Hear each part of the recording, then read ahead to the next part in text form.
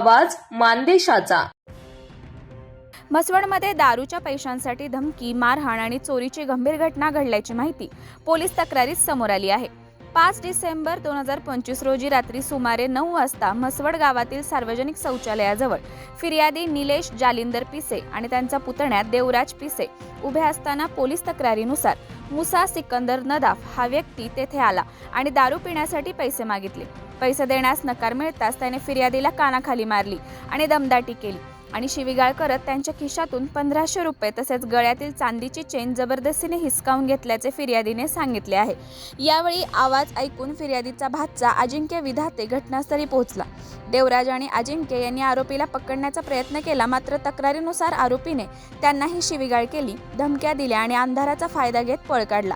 परिसरात शोध घेतला असता आरोपी आढळून आला नाही। या घटनेची तक्रार फिर्यादीने तात्काळ पोलीस ठाण्यात दाखल केली असून 6 डिसेंबर रोजी मध्यरात्री 12:38 गुन्हा नोंदवण्यात आला आहे। या प्रकरणात सदर आरोपीवर गुन्हा दाखल करण्यात आला आहे। तपास हेड कॉन्स्टेबल NN पळे करत असून तक्रारीत नमूद केल्यानुसार आरोपीस अटक करण्यात आली असून त्याला न्यायालयात हजर केल्यानंतर 3 दिवसांची पोलीस कस्टडी रिमांड मंजूर करण्यात आली आहे। या संपूर्ण प्रकरणाचा पुढील तपास सुरू आहे।